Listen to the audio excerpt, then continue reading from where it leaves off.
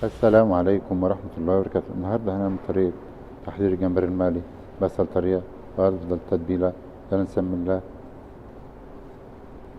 معانا جمبري حجم وسط هنقشره. هنا احنا قشرنا الجمبري زي ما احنا شايفين بالطريقة دي. وهنا عندنا البهارات عبارة عن كزبرة، كمون، بابريكا، ملح.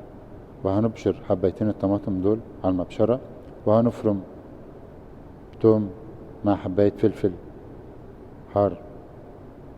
هي دي التتبيلة بتاعت الجمبري، مش اكتر من كده. هنفرم في الكبة توم مع الفلفل، وهنبشر طماطمتين. بعد ما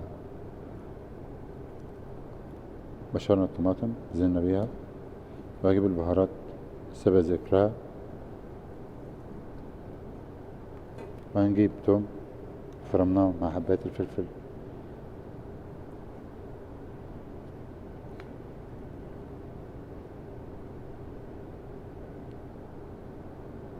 زي ما احنا شايفين هي راس توم واحدة مع حباية الفلفل مع كيلو جمبري.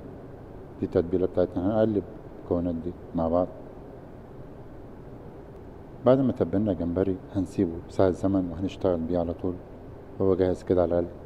دي من أفضل التتبيلات يا جماعة. المكونات كلها موجودة في البيت عندي. يلا نحضر جمبري نغلفه بالدقيق. معانا هنا دقيق. هنجيب الجمبري، هنجيب شوية في بولة تانية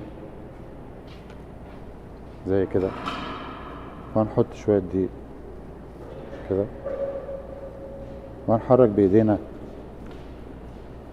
كده لحد لما يتغلف كويس.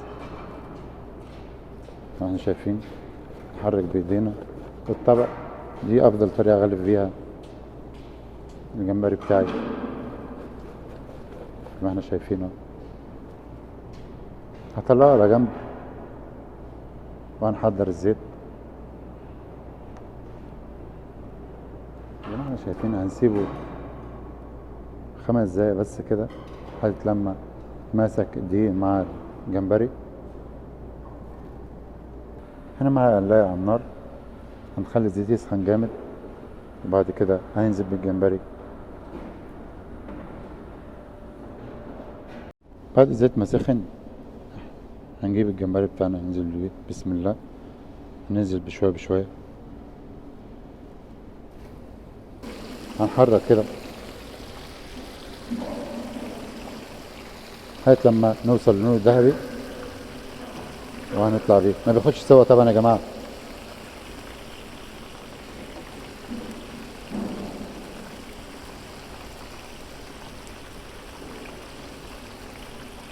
مع التقليب كده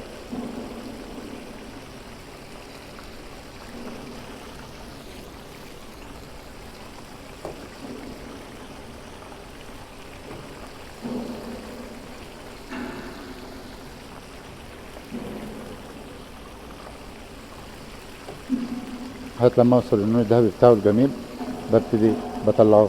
طبعا زي ما احنا قلنا ما بياخدش سوا. في المرحلة دي الجمبري بتاعي عندي جاهز، وصلت للون الجميل ده كده. هطلعه وهنتبع الخطوات لحد ما اخلص الكمية اللي عندي.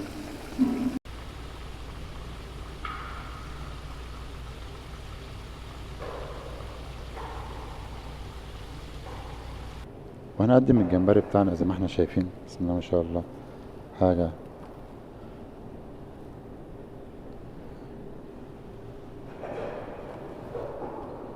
مميزة جدا. قدمناها زي ما احنا شايفين بالطريقة الجميلة دي.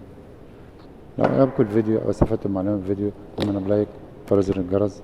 والسلام عليكم ورحمة الله وبركاته.